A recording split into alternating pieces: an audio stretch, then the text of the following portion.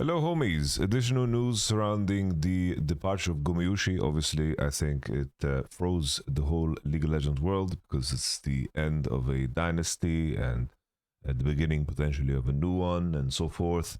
Gumayusi, after winning Finals MVP in an unprecedented, situation, is now no longer part of T1, as I mentioned in the previous video. New information has come to light where basically Naver reports that regardless of the 2025 World Championship performance, even if he's selected as the World's Finals MVP, it was an internal policy decided that his contract would expire.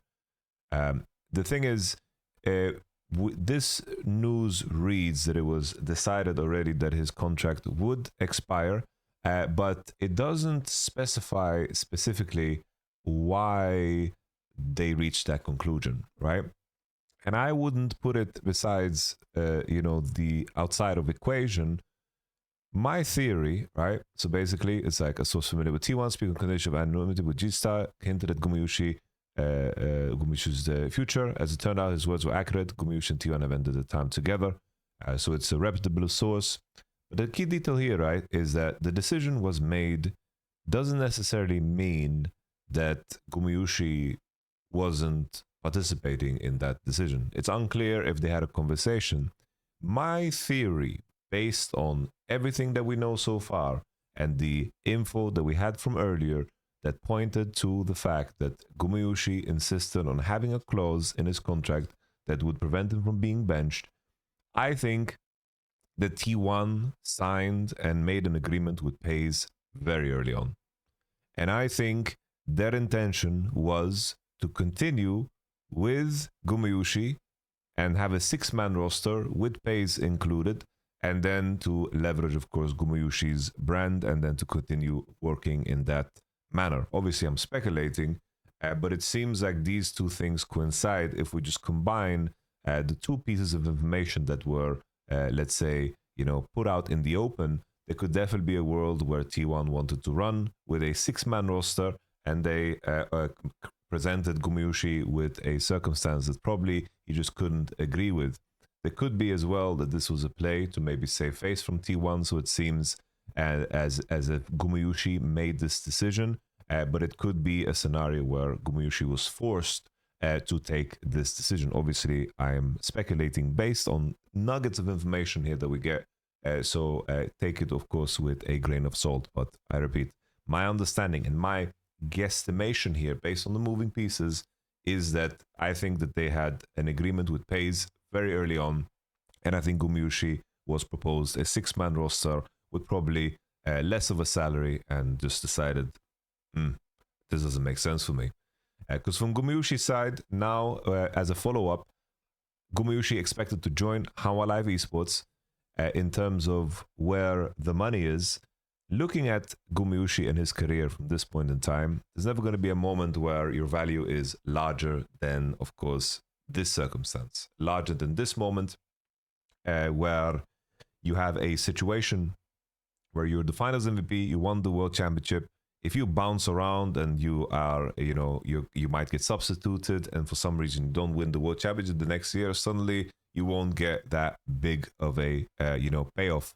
And from Gumayushi's side, I think that, he gave it his all this year. I think he redeemed his year immensely so. And of course, at the World Championship. And I think that, at this point, considering the rumored pay cuts, I do think that this is a moment for Gumayusi to step out of the shadow of some of his teammates and then to, get, a huge ass bag. There was a post that I thought was very, very interesting that contextualizes this in a very, very good way, where basically this post here by this user, first, let me be clear, this is not a defense of T1's front office for their successful actions after Zeus' departure, nor is an excuse for their failure to adequately protect Gumayusi when he was targeted by toxic fans. I think these are good points to point to. I do think that the way T1 managed the Zeus departure was very bad, and they apologized in the aftermath. And I do think there was more that could be done in terms of protecting Gumayusi from T1 gallery, because those guys are psychos. Like, those are complete psychos and really, really went far and beyond to cross boundaries that should be very, very clear. This post basically breaks down the salary cap rules. For those who don't know, salary caps are in place where basically if you spend if the totality of your spending on the roster exceeds a certain amount, you have to then pay a tax. And then if you exceed a far beyond the cap, then of course you are going to pay even a bigger fine. But there is a detail where the impact of a salary of a player is determined by if a player is with a team for 3 or more years, and of course the reduction for exceptional performance criteria. And those exceptional performance criteria are based on the results at Worlds and MSI, and then of course Worlds MSI, if you win, gives you 2 points. First stand gives you 1 point, LCK gives you 2 points, LCK title until 2024, 1 point. So if you are then, the performance reduction is difficult to achieve, meaning that basically at first, when this was introduced, there was not a lot of players that qualified to this at all. Even now, the list is quite short. Faker, Canyon, Chovy, and Ruler. I think that, even in this context, you have to keep in mind that you need to get these points from both categories. So Owner, Gumayusi, Keria, even though these guys, are there in the mix, these guys have won the World Championship 3 times, they haven't won enough LCK titles to qualify. So that is, of course, the difficult aspect of this. At first, it was almost a rule specifically created for Faker, because obviously, if you create a salary cap, you put then T1 at a significant disadvantage. Whoever would sign Faker would be at a significant disadvantage because he deserves to be paid a certain amount, and then anything else that you would spend would just, of course, kneecap you. But to bring back that context to, of course, T1, you have a situation now where a player like Faker reduces 65% less of a impact on against the cap.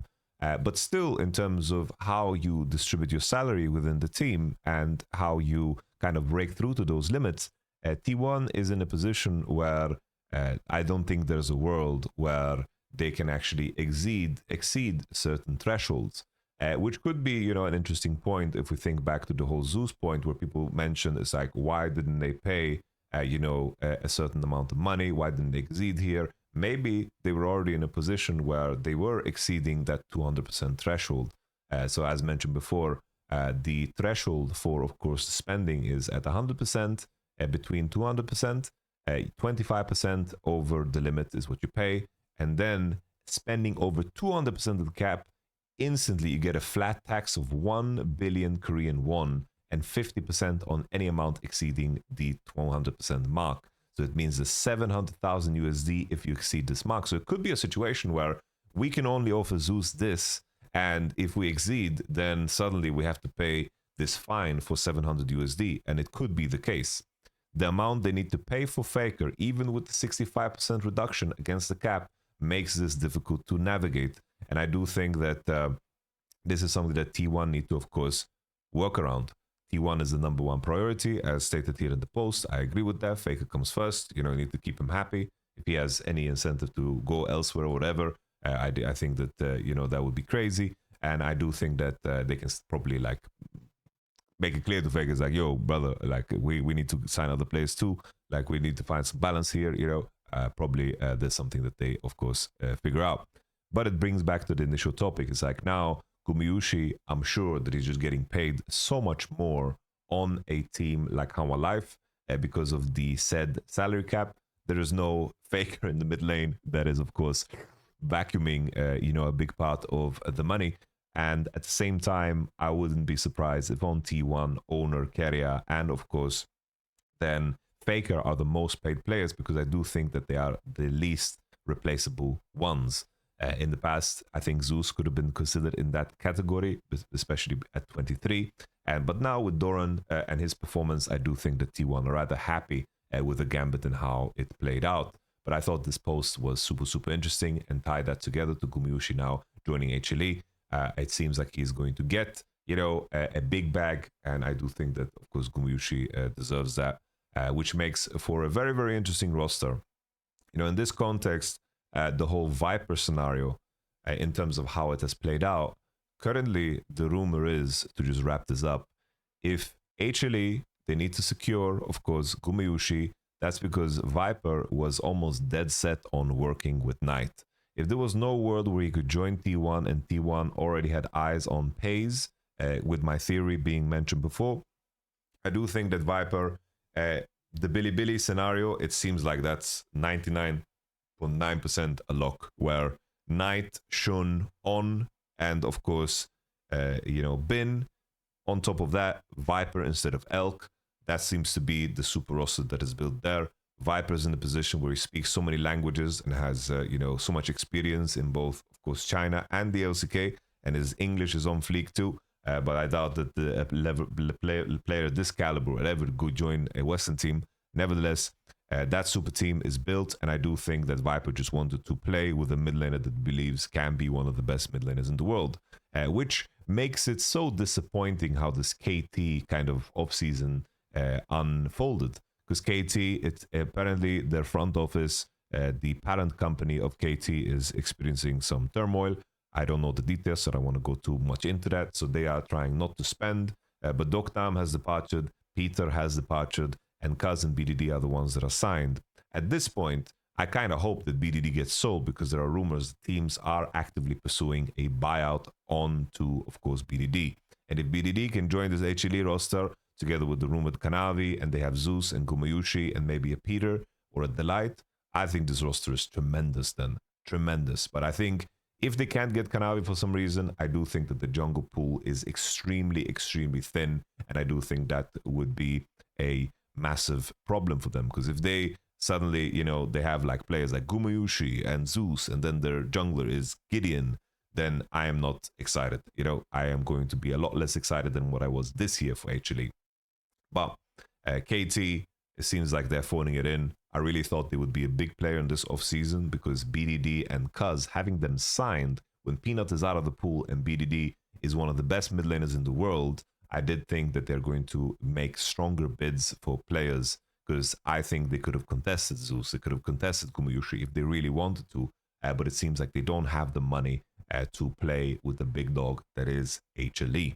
So if HLE can secure Kanavi, I do think that they are doing Electric Boogaloo. And then the added detail, if they get Kanavi and they get Home as well, they also fill the vacant coaching position, because Dandy has, of course, also left the organization. But a lot of dynamics at play. I hope that Gumayusi finds a home where he is happy. But you have to keep in mind, guys, I put this at the end because this is something that I want to make very clear. Like teams staying together for this long, there are going to be reasons why teams and players, should go separate ways. That's something that occurs in every team. Internally, to move on when a dynamic has, ran its course and where there is a peak level of fatigue, I do think it's important to remember that this T1 roster, the core, was together for so damn long. It's not something that we've seen in any other team globally. Right? Any other team globally. And this is a team that was, competing at the highest level all the time, under stress all the time, under pressure all the time.